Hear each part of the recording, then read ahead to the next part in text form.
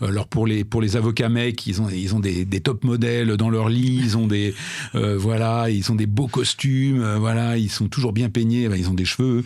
Et oui, parce qu'un avocat, ça a des cheveux, donc je pouvais pas l'être. Bon. Et voilà. Et donc tout d'un coup, tout le monde veut être avocat. Évidemment, tout le monde veut être avocat. Des métiers qui habituellement sont pas considérés comme des métiers nobles, quoi. Ben voilà. Alors qu'aujourd'hui, c'est là qu'il y a effectivement une grande tension.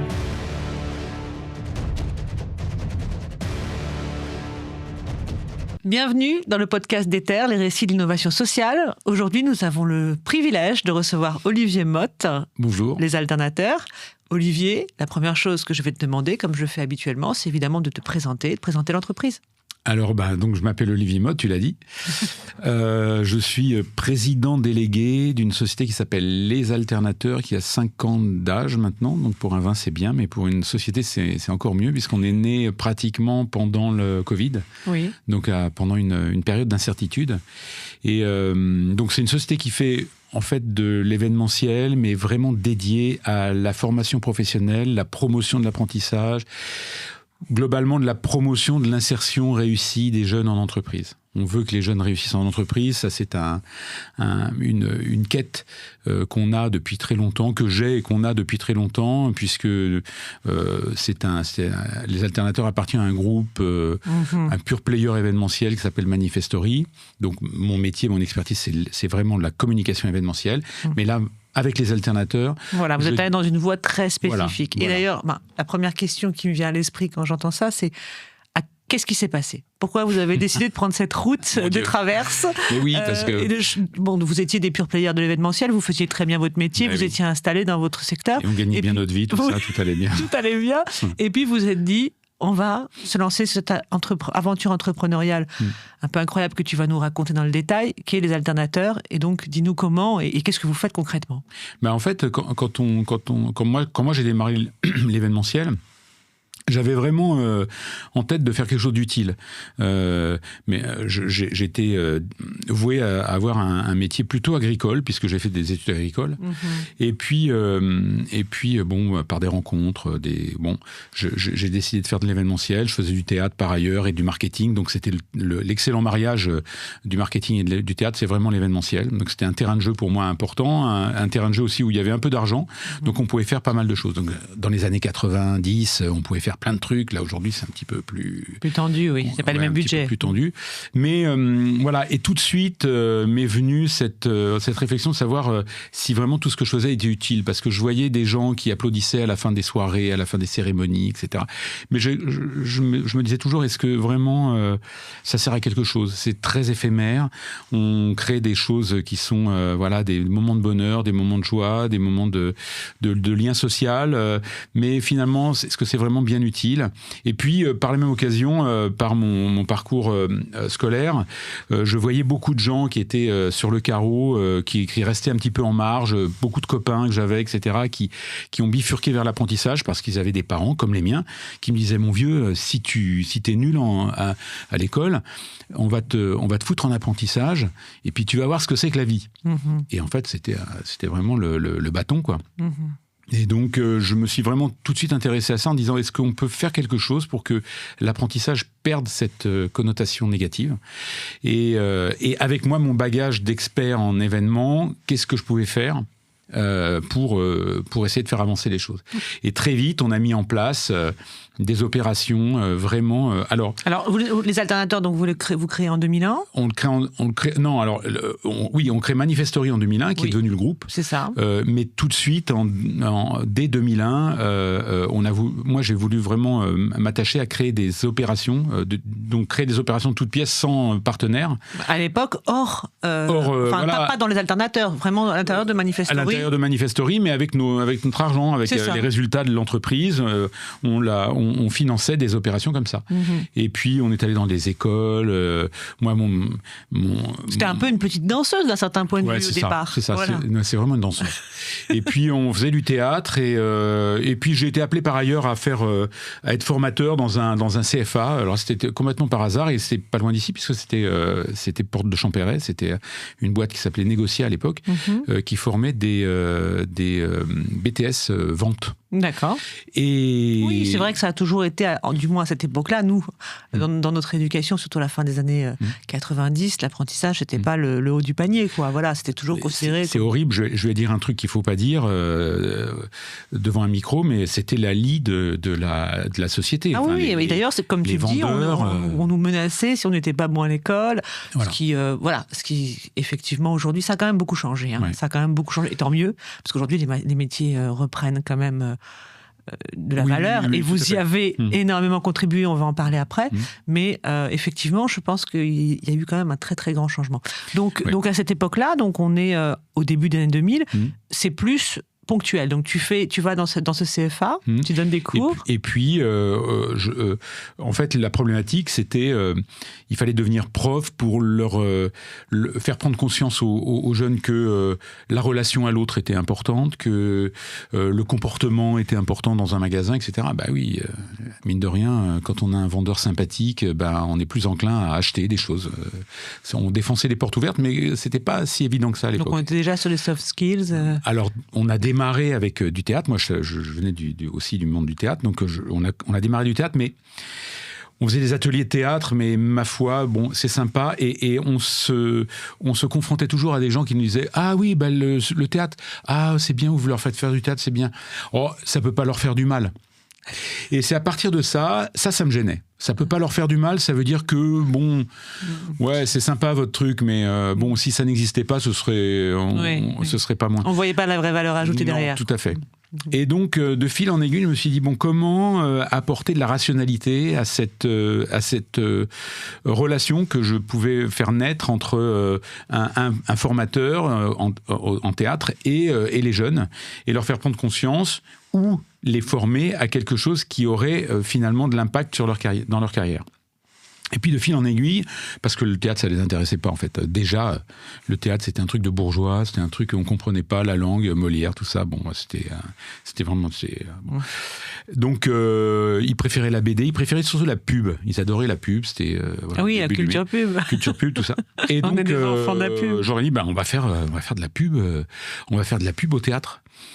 Ah ouais, monsieur, ouais, c'est super. Ouais, alors on va faire passer des voitures. J'ai dit non, attention, le théâtre, il n'y a pas de voiture, il y a pas de. C'est juste, c'est de l'imaginaire, etc. Et on a commencé à les faire travailler avec mon compère Pascal Sandoz. On était deux vraiment chez Négocia à faire ça, à leur faire travailler des scénettes publicitaires théâtrales sur leur métier. Donc gros engouement. Ils adoraient, puisque c'était plus du théâtre, c'était de la pub. Et ils pouvaient dire ce qu'ils voulaient avec leur langage. Et surtout, on a découvert quelque chose, mais c'était... ils ont pu parler de leur métier. En mode passion, en mode notre métier c'est super, on n'est pas des nuls, voilà. Et puis un peu méthode Coué, c'est-à-dire on les obligeait à parler de leur métier, donc finalement ils n'allaient pas en dire du mal. Donc ils en disaient du bien, puis ils étaient persuadés, ils étaient convaincus, voilà. Et puis on les a amenés à représenter ces scénettes. Ça a marché une fois, ça a très bien marché la deuxième fois. On a fait une première représentation de toutes les scénettes au théâtre de Courbevoie, et là on a fait salle comble. Et puis on a joué une fois, puis deux fois, puis trois fois. Et là on a eu un moment de recul, on s'est dit bon... Quel beau succès. Mais il se passe quelque chose. Oui. Et là, toujours avec cette histoire d'impact, on a créé quelque chose dans la tête de ces jeunes, et ils nous ont, il y a eu un feedback. Ils nous ont dit, écoutez, monsieur, l'entreprise, ils sont super contents qu'on fasse du théâtre. C'est quand même un peu rare. Et ça a amélioré vraiment notre relation à la clientèle. Ils sont super contents. Et puis moi, j'ai pris conscience de mon corps, j'ai pris conscience de ce que je racontais aux gens. Et là, on s'est dit, on tient un truc. On va gratter. Et on a fait avec Pascal, on a créé un modèle qu'on appelle aujourd'hui le théâtre comportemental, qui sont en fait des ateliers de théâtre, mais qu'on flèche immédiatement et exclusivement sur les postures professionnelles. C'est-à-dire, c'est très con, mais c'est le bonjour, au revoir, je regarde dans les yeux, j'ai une bonne attitude, je me tiens droit, j'ai une bonne attitude, je dis oui monsieur, je dis voilà, et j'ai une attitude relationnelle positive, quelle que soit la personne que j'ai en face de moi. Donc c'est à la fois des clients, mais à la fois des collaborateurs, des collègues, des rapports hiérarchiques, etc. Et de fil en aiguille, donc on a continué, on s'est fait financer cette opération par la région Île-de-France, qui a voulu cette opération dans toute la région et pour tous les CFA, puisqu'on opérait dans les centres de formation d'apprentis. Ah oui, donc vous avez quand même à ce moment-là vraiment égrené de façon très large, quoi. Oui, parce qu'on est passé quand même on s'occupait d'une dizaine de groupes à 170 groupes. Et donc c'est devenu une grosse machine de guerre. Et avec Pascal, on s'est dit, là, il va falloir aller plus loin il va falloir qu'on sache ce qu'on fait. Dans la théorie et dans la pratique. Et donc, on a commencé à avoir une sorte de vigilance un peu scientifique, j'aime pas ce terme, mais c'est-à-dire, qu'est-ce qui fonctionne, mais qu'est-ce qui fonctionne sur le terrain ? Et je vais employer un terme très barbare parce que c'est... C'est de la R&D, tu sais bien que c'est pas... Mais ça va me choquer, moi. Non, mais ça va choquer plutôt les gens des gens qui viennent du théâtre. Oui, d'accord. On a voulu rationaliser, rendre efficient ce qu'on faisait et se fixer des sortes de KPI, c'est-à-dire leur demander alors ça va mieux, ça va moins bien en entreprise, t'as utilisé quoi, la mesure etc. d'impact. On était en train de fabriquer une mesure d'impact qui était absolument pas possible à faire puisque c'était très subjectif. Les entreprises nous disaient, alors à 98%, la première étude d'impact qu'on a faite, c'est 98% des entreprises pensent que c'est mieux pour leurs jeunes. D'accord. Alors, on aurait pu s'arrêter là. Hein. Et en plus, ça avait été relayé dans Le Monde. Enfin, c'était vraiment un truc assez sérieux. Mais c'était pas une mesure d'une grande précision. Non, mais sur le plan marketing, c'était sympa. Ouais. Mais disons que ça nous suffisait pas. On s'est dit, ouais, non, mais ça améliore quelque chose. Mais ça améliore quoi ? Est-ce que c'est durable ? Est-ce que c'est... Donc, et puis, on a vraiment mesuré une chose, c'est que... la méthode Coué fonctionnait beaucoup. Alors, je m'explique. En fait, quand on fait travailler des jeunes, là, on les faisait travailler à peu près 14 heures. Donc, tu vois, 14 heures... Sur une année ? Oui. Autant dire que c'est rien. Non, c'est pas grand-chose. D'accord, c'est rien. Mais nous, on leur dit pas que c'est rien. On leur dit pas. On leur dit, c'est 14 heures de formation. Waouh, 14 heures de formation. Donc, c'est 7 fois 2 heures, en fait. Hein. C'est des ateliers comme ça. On leur fait travailler sur le comportement par le théâtre, mais toujours avec... une orientation entreprise, parce qu'on voulait coller avec, j'aime bien ce terme, les besoins imminents de l'entreprise.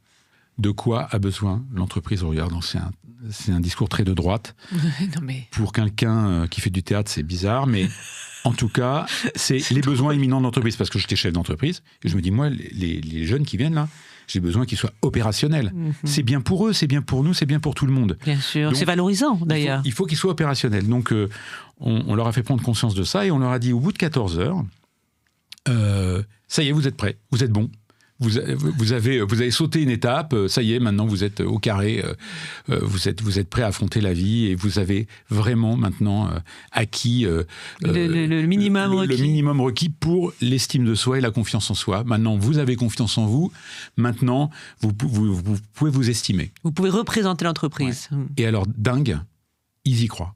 Ben oui. Alors, je ne sais pas s'il faut le dire, mais parce que c'est un peu, c'est un peu placebo. Je pense qu'il y a une partie placebo. Oui, mais pas tout à fait, parce qu'il y avait un travail quand même pendant ces 14 heures, même si... Oui, certes. Il y avait, on va dire... tu minimises ce que vous faites. Mais en vrai, parce que il y a des célébrités qui viennent nous voir et qui nous supportent, etc. On leur dit il y a 14 heures, donc en fait pour eux, des comédiens professionnels, 14 heures, ils sortent de leur voiture, ils vont répéter à 14 heures, ils reviennent, ils n'ont rien fait, quoi. Donc en fait, ça n'existe pas à 14 heures. Il n'y a pas d'impact en vrai. Mais quand même, parce qu'on leur donne des tips.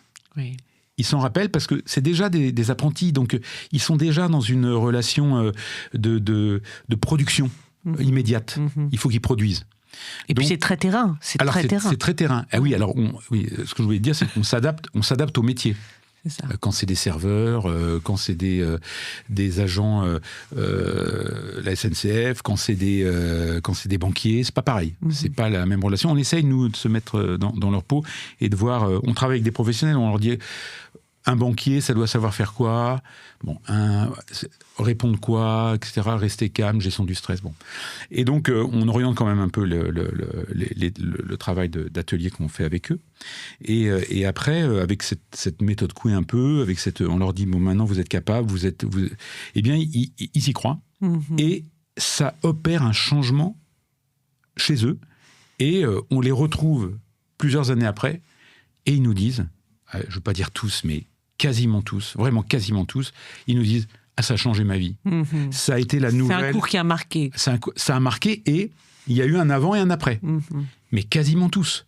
Alors là où on peut imaginer que... Moi-même, quand j'étais étudiante à l'école d'avocat, tu vois, je te parle de ça, on était encore au XXe siècle, j'avais eu un cours de théâtre. À l'époque, je ne comprenais pas très bien. Je me suis dit, ils vont m'apprendre à faire des effets de manche. Tu vois, avant, je ne voyais pas très bien l'intérêt. Et en fait, tu comprends que non, c'est un cours où tu t'alignes. Et c'était déjà ça. C'était déjà ça, tu vois, par rapport à notre métier, justement, parce que tu n'exprimes les choses, tu ne portes la voix d'un client que si déjà tu es aligné. Oui, tout à fait. Donc, tu vois, c'est quelque chose que moi, je trouve... Moi, ça m'a énormément marqué, ça a changé ma vie. Donc, je peux tout à fait comprendre... Tu as eu plus de 14 heures, peut-être, mais... Non, je ne crois pas, parce que tu sais, moi, à l'école d'avocat, à mon époque, c'était 12 mois. Maintenant, c'est passé à 18 mois et il y a deux fois 6 mois de stage. Mais à mon époque, c'était 12 mois, dont 6 mois de stage. Donc, je ne suis pas certaine que j'ai eu beaucoup plus que 14 heures. J'ai peut-être même eu moins. Alors, après, on s'est posé la question avec Pascal et Olivier, mon associé aujourd'hui, c'est... comment c'est possible, en fait ? Comment c'est possible de déclencher... C'est du coaching. Alors... L'estime de soi, c'est du déclenchement. Enfin, tu peux travailler sur l'estime de soi sur des années.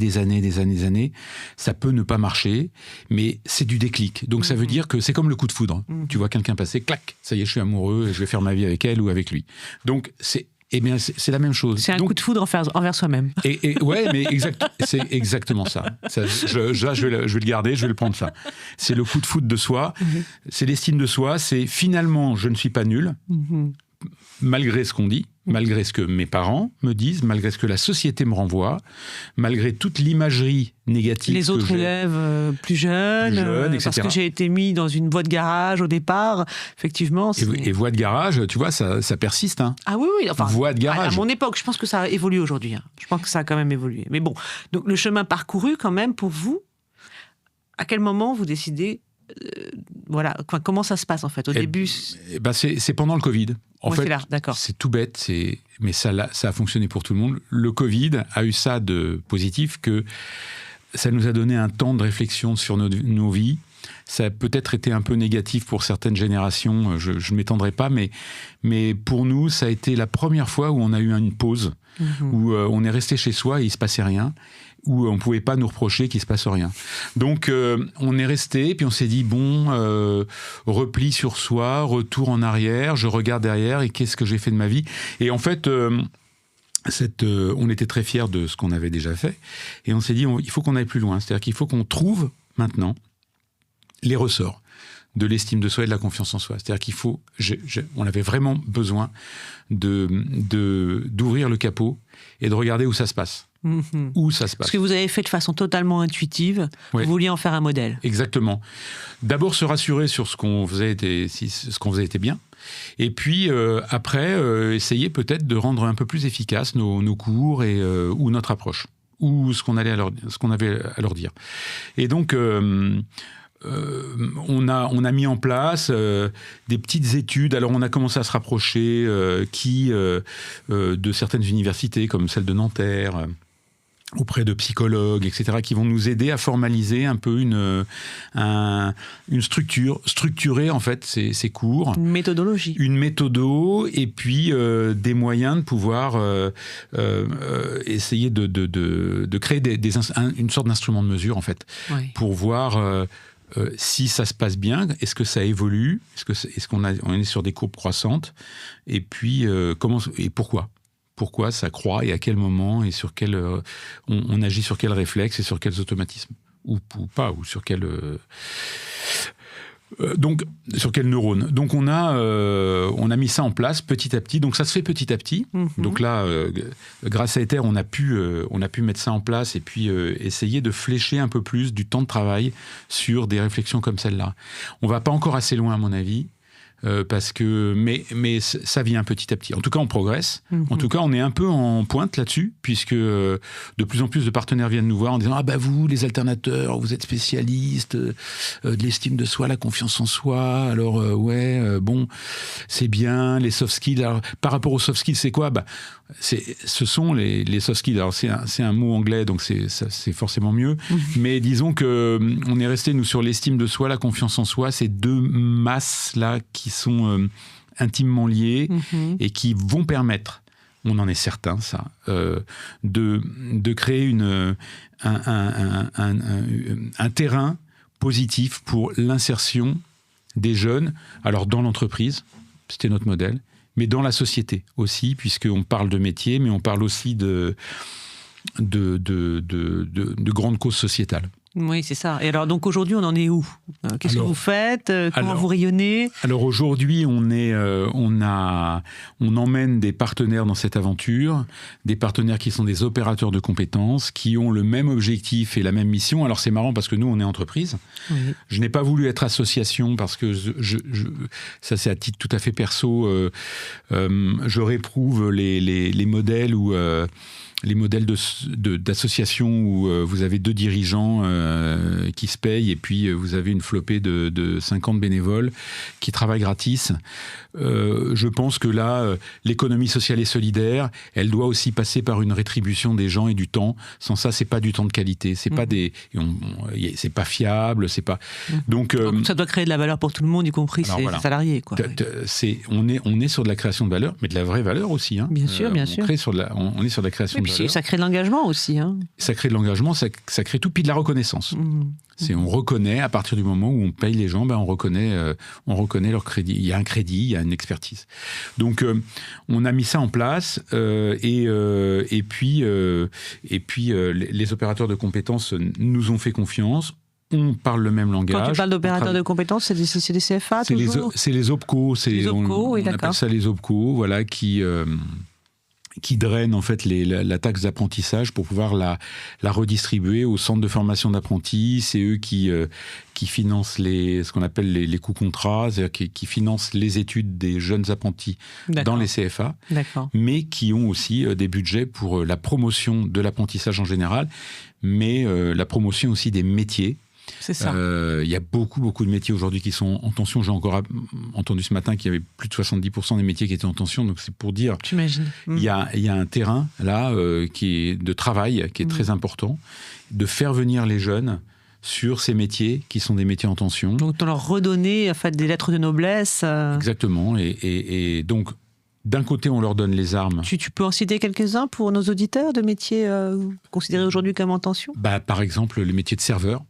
Le métier de serveur dans les restaurants, ça a une image tellement aujourd'hui. Est-ce que c'est, enfin, bien sûr que oui, hein, pour moi, mais effectivement, c'est plus considéré comme un dépannage qu'un métier, je crois. Alors, pour beaucoup. Oui, parce que ça fait partie des. On a considéré ça longtemps comme des petits métiers ou des métiers d'étudiants. C'est ça. Mais en fait, c'est un vrai métier. Oui, bien sûr. Et c'est très marrant parce que y a des jeunes qui me citent aujourd'hui le film de Yves Montand, je crois qu'il s'appelait Garçon, qui racontait la vie d'un garçon dans une brasserie parisienne, une grande brasserie parisienne. Donc où il s'était habillé en litré, là où avec en noir et blanc, avec des nœuds papillons, etc. Comme dans les brasseries qui existent encore, Place des Ternes, les bouillons, etc. Tout à fait. Et ils ont ça en référence parce que pour eux c'est un modèle de culturel. Et là on a voulu travailler sur ce deuxième volet, qui était l'attractivité des métiers. Parce qu'on avait nos partenaires OPCO qui étaient très contents du travail qu'on faisait sur les soft skills. C'était un travail tout bonnement de formation. On les formait d'une autre façon pour leur faire prendre confiance en eux et garder cette estime qui leur permettrait d'avoir une insertion réussie en entreprise. Donc fier de son métier, fier de ce qu'on fait. Mais aussi pour ceux qui normalement sont amenés à choisir un métier et qui tournent dans leur tête des images d'Épinal sur certains métiers qui sont plutôt mieux que d'autres, en dehors de footballeurs, évidemment, puisque tout le monde veut être footballeur. Mais comme moi, ou influenceur. Oui, mais moi, à mon époque, parce que je me dis, oui, les nouvelles générations, ils veulent tous être footballeurs ou influenceurs, pour vivre à Dubaï, pour avoir la belle vie et rien faire, enfin, se filmer, à caresser des chiens. Donc là, nous, notre époque, c'était plutôt, on voulait être vétérinaire ou cosmonaute, selon. Mais donc, on a toujours des images. Oui, on embellit certaines choses. On embellit certaines choses. Bon, là, c'est la projection, le fantasme. Mais il faut travailler sur le fantasme, en fait. Et si on voulait être cosmonaute, moi je voulais être astronaute dans les années 70. Pourquoi ? Parce qu'on a marché sur la Lune en 69 et que moi, c'était pour moi des héros et le football n'était pas encore professionnel au point d'aujourd'hui. Donc les héros, c'était ceux-là. Bon, c'était un peu les footballeurs déjà, mais bon. Et donc, il faut travailler sur l'image. Alors, je crois, et ça c'est très personnel, ce qu'on n'a pas compris, ce que les opérateurs n'ont pas compris aujourd'hui, c'est qu'il y a deux façons de travailler sur l'image. Il y a une façon publicitaire, c'est-à-dire on fait des grandes campagnes, on montre des soudeurs, on montre dans un environnement un peu sympa où ils soudent une carlingue de machin, mais ils n'ont pas compris que les nouvelles générations décryptent ces images qui sont des images corpo, qui sont des images qui sont achetées, qui sont des images qui sortent du néant, qui n'existent pas. Ça n'est pas la réalité. Il n'y a pas d'impact émotionnel pour eux. Ça n'est pas la réalité. Ça n'est pas la réalité. Donc, qu'est-ce qu'il faut faire aujourd'hui ? C'est pour ça que la télé-réalité marche bien, parce que c'est un petit peu de la télé et un petit peu de la réalité. Donc ça fonctionne bien, les Top Chef, Master Chef, c'est ceux qui ont relancé en fait les... Oui, d'ailleurs, ça a redonné... Exactement, ça a redonné à ces métiers de la valeur. Ben oui, il y a dans les débuts 2000, il y a des CFA métiers cuisine qui n'avaient plus d'apprentis. Aujourd'hui, on a une demande d'inscription sur 3 ans, quoi. Ouais, donc là, il y a eu un vrai bénéfice. Donc on a travaillé sur l'image. On leur a dit, regardez, si vous êtes cuisinier, vous êtes des stars. Regardez la cuisine comme c'est génial. Regardez ce qu'on peut faire, c'est de l'art. Regardez, vous pouvez bien gagner votre vie. Vous pouvez monter des magasins empires même. Dans des empires dans le monde entier. Vous travaillez au Japon, il y a de la mobilité, il y a et puis vous êtes bien habillé, puis vous parlez bien, puis vous parlez. C'est à la fois sensible et à la fois business et tout. C'est génial. Et ça. Pourquoi ? Parce qu'on a découvert que ce métier regorgeait de tous ces éléments positifs. Mais tous les métiers en ont. Bien sûr. Tous les métiers en ont. Donc, on s'est dit, on va bosser sur l'attractivité des métiers, mais ce qui manque aujourd'hui, je pense, c'est de comprendre que ces images, cette imagerie positive, elle doit naître du secteur culturel. C'est-à-dire qu'aujourd'hui, on doit montrer non seulement la réalité des métiers, mais il y a des métiers qui, au réel, sont compliqués à faire... Oui, à rendre sexy. Ils sont pas très sexy. Au quotidien, j'entends. Oui. Au quotidien. Donc, c'est de créer une imagerie positive dans le monde culturel. C'est-à-dire créer des séries, créer des films, créer une imagerie où tout d'un coup, le plombier devient le héros du film. Le plombier, c'est le héros du film. Mais ça, c'est dans le monde culturel, avec des comédiens qui incarnent le plombier. Je parle plombier, mais... Oui, non, j'ai bien compris.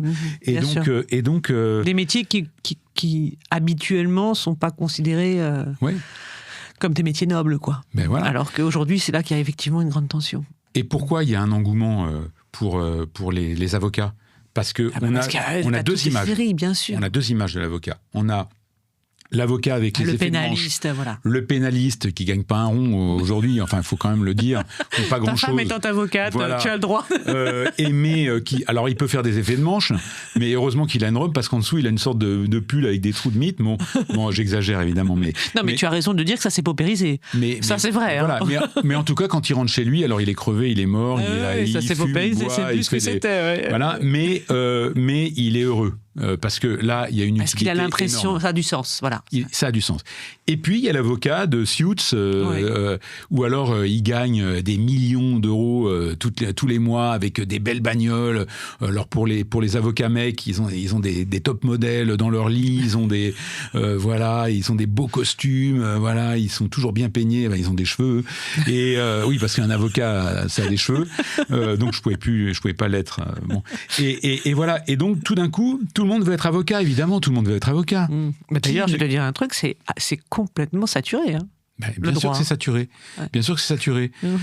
Donc voilà, il faut trouver ce levier, comme on a trouvé un levier pour les avocats.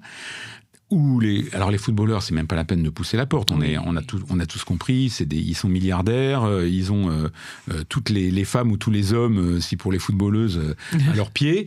Et ils sont adulés par le monde entier. C'est des héros. C'est des héros. Ils ont des muscles et tout machin. Donc là, je veux dire, bon, là, il y a pas photo. Ce qu'on oublie de dire, c'est qu'ils sont 15. Bon, mais c'est comme ça. Donc dans l'imagerie, recréer ce côté sexy. Donc comment vous avez mis en œuvre ce projet? Qu'est-ce que concrètement vous avez fait? Alors on a du mal. Il a fallu encore auto-produire les choses, parce que ce dont je te parle là, il faut pouvoir l'expliquer, il faut pouvoir le comprendre, et il faut pouvoir l'admettre après. Et puis, tu es en face d'un mur, puisque tu dis, bon, ok, une fois qu'on a dit ça, qu'est-ce qu'on fait? On ne fait pas grand-chose, parce que d'un côté... Netflix. Mais d'un côté, tu as les opérateurs, les acteurs de l'apprentissage, avec des budgets, avec des choses, avec cette mission d'attirer les jeunes vers des... Et puis, tu as de l'autre côté un univers, qui est l'univers culturel, qui, eux, veulent garder leur liberté de création. Se dire, attendez, avec vos plombiers, vous êtes bien sympa, mais un plombier héros, ça va faire vibrer personne. Et tu as beau leur dire, ouais, mais ça va faire vibrer personne parce qu'il n'y en a pas. Donc il va falloir peut-être en avoir un. Et donc voilà, il faut essayer de faire en sorte que ces deux univers se rencontrent. Avec aucune idée. Et aujourd'hui, c'est votre difficulté numéro 1 ? Ouais. D'accord. C'est surtout dans le monde culturel. On leur dit, vous voyez, peut-être que en création, quand vous créez un scénar, peut-être que le beau jeune machin héros, etc., peut-être il peut être électricien, éventuellement. Ah non, mais électricien, vous ne vous rendez pas compte. Non, il est flic. Ah oui, d'accord, il est flic. Voilà. Oui, ça aussi, c'est des métiers. Bon, après... Comment concrètement vous arrivez aujourd'hui à faire un tout petit peu bouger les choses sur ce terrain? Avec vos jeunes en eux-mêmes? Non, on fait participer des jeunes, mais par exemple, on a créé l'autoproduction que vous avez mis en place, par exemple. C'est un moodcamp. C'est un peu comme j'employais des mots barbares, mais c'est le Kinornet. Le Kinornet, c'est un anti-séminaire. C'est un endroit, un moment qui dure en général 2-3 jours, où on fait venir des tas de personnes qui sont de milieux complètement différents, et on les fait bosser éventuellement sur un thème, etc. Enfin, ils se rencontrent dans un endroit sympathique, où on fait des soirées, on discute, etc. Et les gens, ils créent leur propre mini-séminaire, mini-conférence. Ils arrivent, ils mettent sur un tableau, tiens, moi j'aimerais parler de ça, moi j'aimerais parler de ça. Et puis on papillonne, on va d'une conférence à l'autre, etc., qui sont un peu improvisés, en mode sympa. On crée un réseau et on fait émerger, éventuellement, on commence à faire émerger quelques projets qui pourraient aller dans ce sens-là. Donc il faut thématiser un petit peu, ensuite laisser les gens faire, parler de ce dont ils veulent parler, lancer. Ça se poursuit après. Voilà. Et donc là, on a démarré ça il y a 2-3 ans. On va faire la deuxième édition là bientôt. On a laissé passer ces années parce que il a fallu construire une relation avec les acteurs de l'apprentissage, chose qui n'était pas évidente juste après la restructuration justement de l'apprentissage. En fait, les portefeuilles ont changé de main, quoi. Oui. Bon, après, il faut dans votre métier que vous fassiez aussi avec ce temps spécifique où vous avez des acteurs en face qui n'ont pas forcément la vitesse d'une entreprise. C'est ça, il faut du temps. Oui. Et puis là, on va lancer notre deuxième et on veut faire naître justement ces relations. Voilà. Donc ça, c'est entre étudiants, entre apprentis? Alors non, c'est entre... Là, on va faire venir donc les acteurs de l'apprentissage, c'est ça, les acteurs de l'emploi, quelques fédérations, des artistes. Et vous les forcez un peu à travailler ça va venir tout seul, mais les artistes... Alors c'est les artistes, les scénaristes qui sont plus difficiles à faire venir parce qu'ils ne voient pas du tout le sujet. Pour eux, il n'y a pas de sujet. Évidemment. Ils s'en foutent. Ils ont des œuvres. Ils créent une œuvre d'art, qui pousse au cinéma, au théâtre, etc. Et ils veulent parler de ci, de ça, etc. Mais parler de métier, etc. Ça me rappelle en fait un vieux métier moi j'avais fait un stage quand j'étais tout jeune. Ça s'appelait placement de produits dans les films. C'est-à-dire qu'à l'époque, je travaillais avec une dame qui faisait ça, placement de produits, et je me rappelle très bien, on était un film de Tavernier qui avait lieu c'était sur le jazz, c'était autour de minuit, je crois, le film s'appelait. Et au moment où le héros était à l'image, on arrêtait l'écran et elle lui mettait un paquet de cigarettes dans la main parce qu'il devait fumer une Lucky Strike. Donc en fait, c'est Lucky Strike qui payait ce placement de produit. C'est ce que j'allais dire, ça a été essentiellement le monde du tabac qui avait... C'est ça.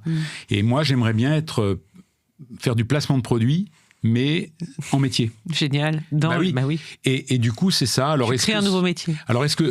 Ouais, là, en direct. En direct, ça a été créé maintenant.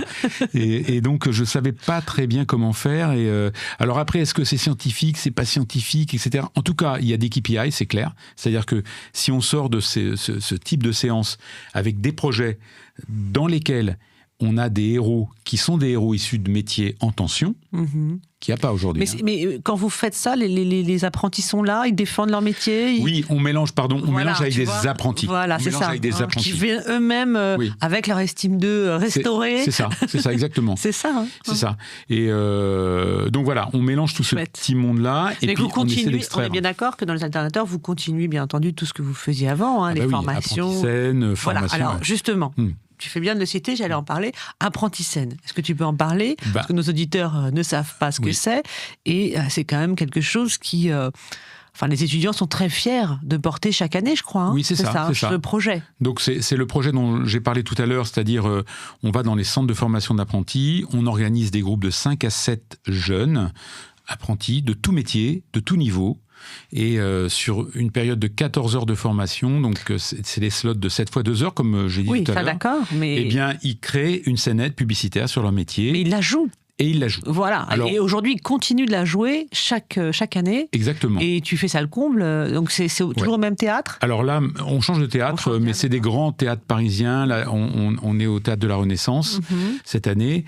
Mais on embarque cette année avec nos partenaires, Acto, le 3CA BTP, OPCO EP. On a aussi l'AFT Transport Logistique, tu vois, qui sont des métiers qui nécessitent de la main-d'œuvre. Donc, c'est ouvert, mais on n'a pas assez de flux de jeunes qui veulent faire ces métiers, et parce qu'il faut travailler justement l'imagerie. D'accord. Et donc ces jeunes, ils viennent d'abord raconter sur scène, lors de grandes soirées où on joue 12 scénettes, c'est un peu comme des sketchs, quoi. 12 sketchs tous les soirs, on joue pendant une semaine. C'est là, génial. On joue au mois de mai, là. Et en fait, ils vont sous la forme souvent humoristique, sur 3 à 4 minutes, donc c'est scénettes très courtes, donc c'est format court, format pour les nouvelles générations, parce que au-delà de 7 minutes, ça... En fait, donc, c'est au-delà de ces 14 heures de formation que tu minimisais un peu tout à l'heure, il y a une vraie production. Il y a une production.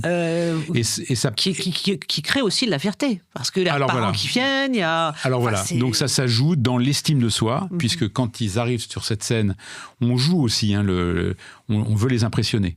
Ils montent sur scène, alors en général, ils jouent un peu les cadors au début, ils parlent, paf, on les amène sur scène avec et là, la lumière, le rideau. Et pour la plupart, ils n'ont jamais été au théâtre.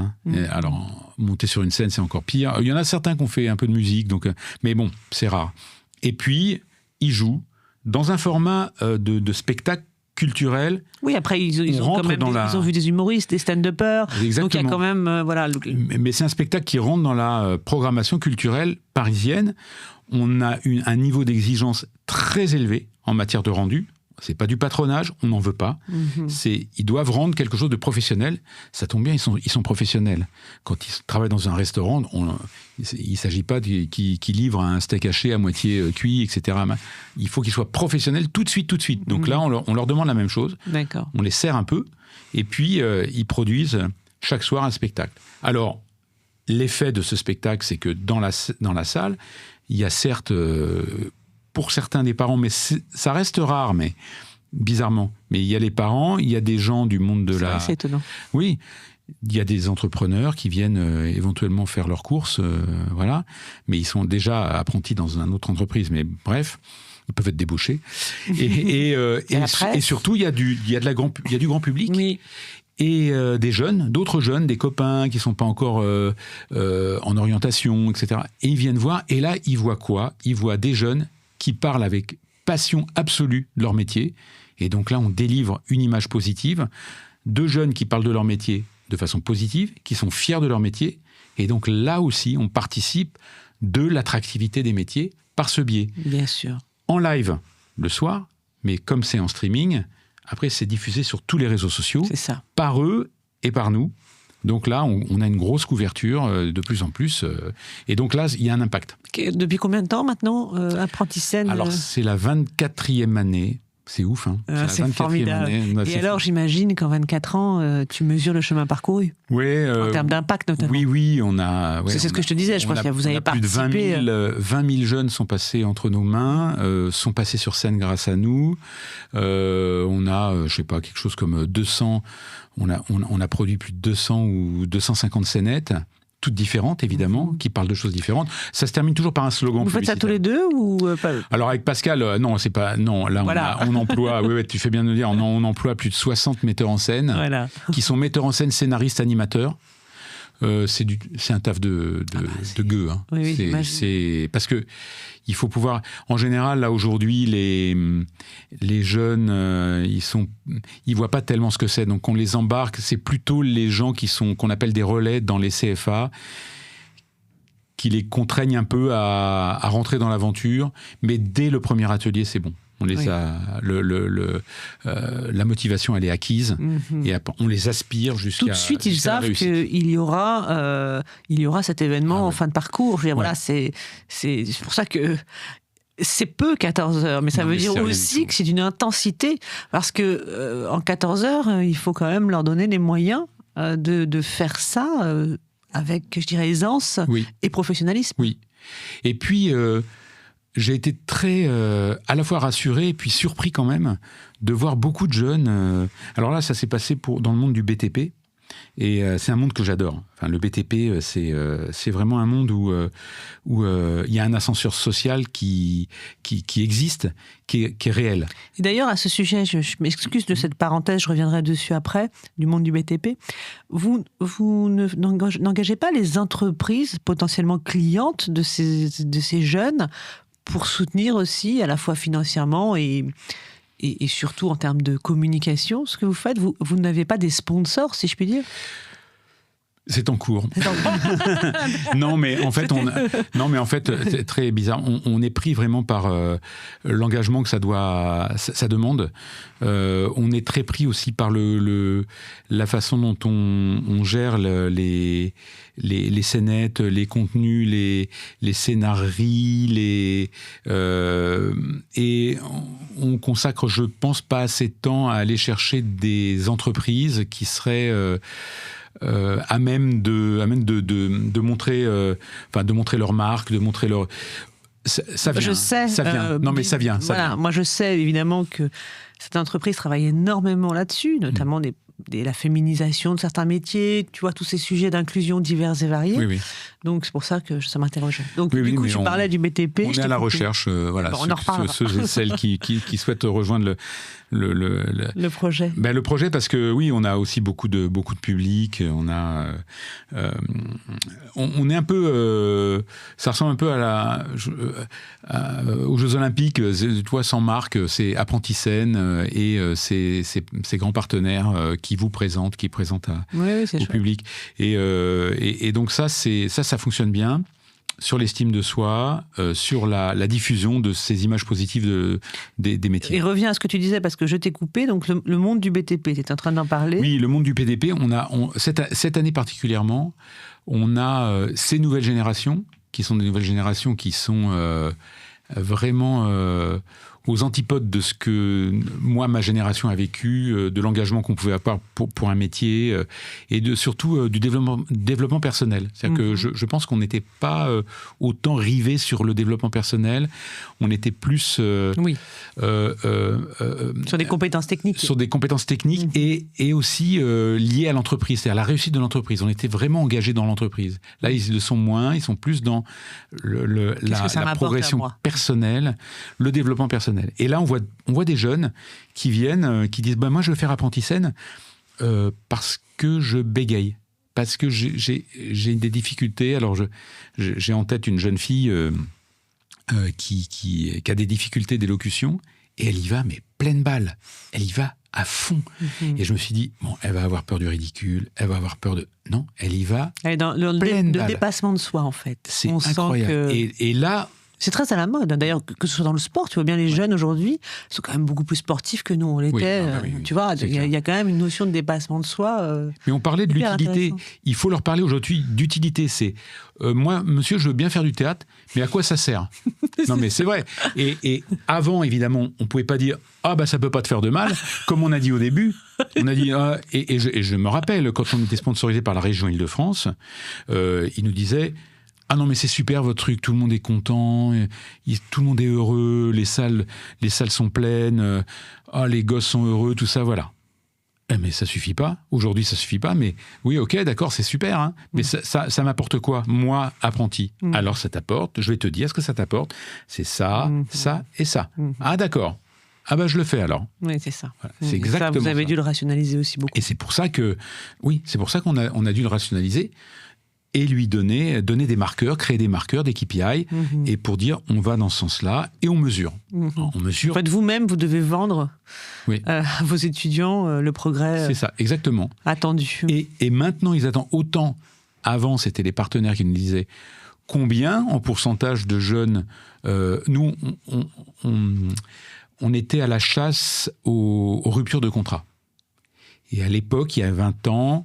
la région Île-de-France nous disait donc on va mettre en place ce projet parce qu'on veut lutter contre les ruptures de contrats d'apprentissage qui représentent à peu près 20% de l'ensemble des contrats d'apprentissage, ce qui est énorme en moyenne. Et nous, les jeunes qui passaient par Apprenti Scène, on tombait à 3 ou 4. Donc là, il y avait un effet évident. Mais aujourd'hui, c'est aux jeunes qu'on dit ça. Oui, il y a d'autres mesures. C'est plus aux partenaires. Oui, c'est ça. On leur dit, avec ça, tu vas pouvoir rester dans ton entreprise, t'insérer, et puis mieux parler à tes collègues, et voir à ton boss... mieux négocier. Bien voilà. Sûr. Alors, ils négocient du temps de travail, du tout. Mais voilà. Et donc, donc c'est un vrai apport personnel, quoi. Ils comprennent qu'ils le font pour eux. C'est du développement personnel. Exactement. C'est passionnant. On pourrait presque le vendre comme ça. Alors, on va arriver à la dernière question, parce que le temps file à toute vitesse avec nous deux. Donc, la dernière question, c'est finalement, comment tu vois les alternateurs et Apprenti Scène et votre projet dans quelques années? Alors, je ne veux pas donner de nombre d'années, parce qu'aujourd'hui, ça ne veut plus rien dire, mais comment tu vois le futur de ce projet? Alors, on peut fantasmer, hein. C'est le but. Comment tu aimerais, dans un monde merveilleux, que les choses se passent? Eh bien, je nous verrais bien, nous les alternateurs, avec mes associés, avec mes collaborateurs, parce que ça ne souffre pas le non-engagement. Les collaborateurs des alternateurs, ils sont super engagés. On ne peut pas faire moins. On est vraiment dans un état d'esprit associatif. Oui, c'est vraiment l'économie sociale et solidaire au sens le plus strict. Ouais. Et on voudrait s'acheminer vers plus une société de production, comme je te le disais tout à l'heure, produire des outils culturels pour faire avancer justement cette imagerie et déporter l'imagerie positive que peuvent avoir certains métiers qui sont déjà en asphyxie totale. Je ne parle pas des footballeurs, mais les avocats, les experts comptables, voilà, vers des métiers pour lesquels on a vraiment besoin de main-d'œuvre.